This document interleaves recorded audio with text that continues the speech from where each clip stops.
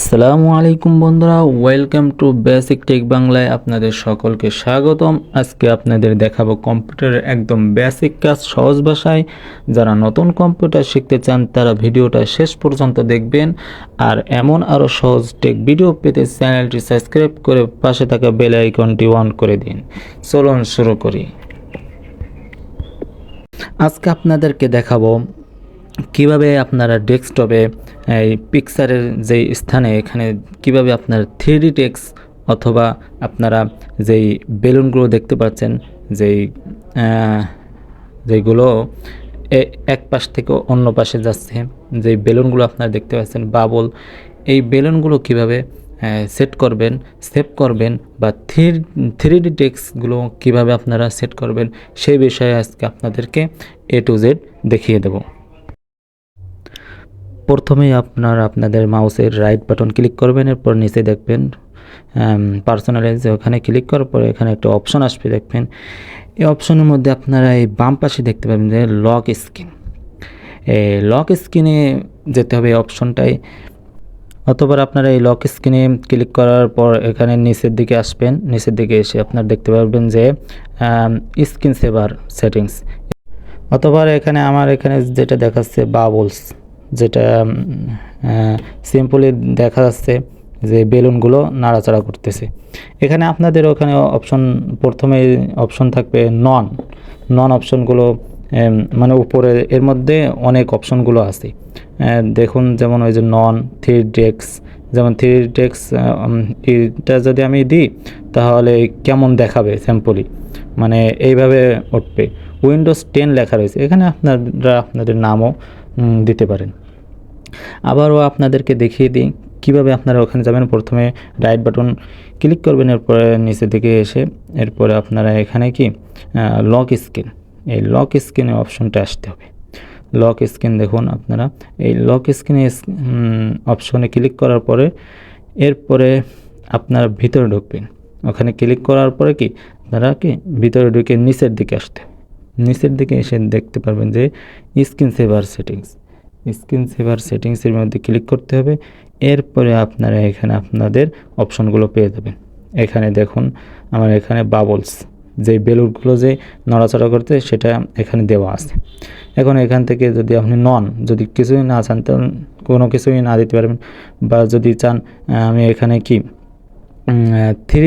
3D text save করব তাহলে দিতে পারেন, অথবা প্রিভিউ অপশনের মধ্যে ক্লিক করার মাধ্যমে আপনি দেখতে পারবেন যে আপনার কেমন দেখাবে, মানে কম্পিউটারে সেভ করলে কেমন দেখাবে, মানে আপনার স্যাম্পলে কেমন দেখাবে।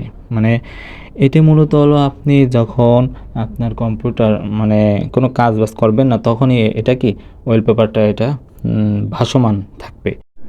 আর যখনই আপনারা মাউসে টাচ করবেন তখনই আপনি শেষে এটা সরে যাবে ওয়ালপেপারটা।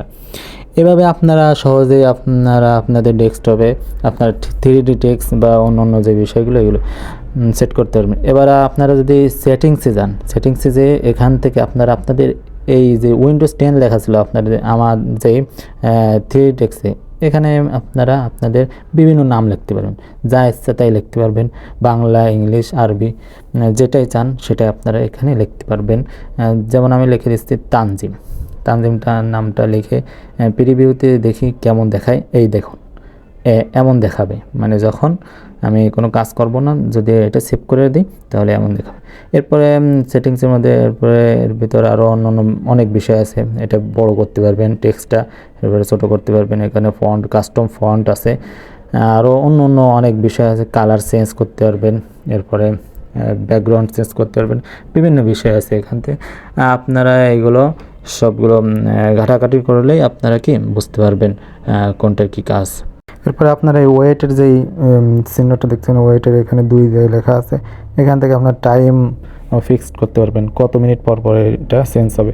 এরপরে এখানে আরও অন্য বিষয় আছে, আরও অনেক বিষয় আছে। এখানে শুধু যদি ব্ল্যাক কালার দেন, এই দেখুন কেমন দেখাবে ব্ল্যাক কালার দিলে, প্রিভিউতে সব দিলে দেখা যায়।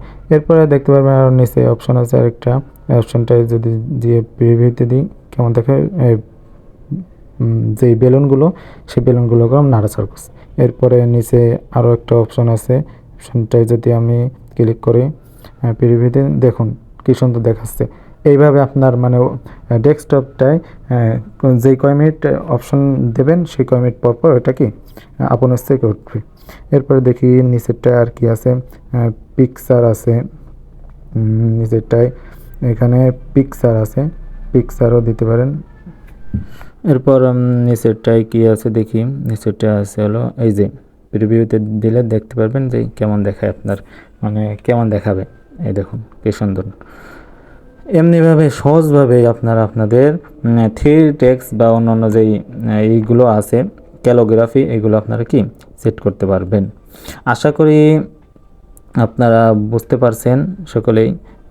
খুবই সহজ, খুবই সিম্পল, আপনারা একটু ঘাটাঘাটি করলেই পারবেন সব কিছু। তাহলে আজকের ভিডিও এখানেই শেষ করছি, দেখা হচ্ছে তৃতীয় পর্বে। ইনশাল্লাহ সকলের নিকট দোয়া চাই। আর যারা এখনও চ্যানেলটি সাবস্ক্রাইব করেননি অবশ্যই সাবস্ক্রাইব করবেন এবং পাশে থাকা বেল আইকনটি অন করে দিবেন।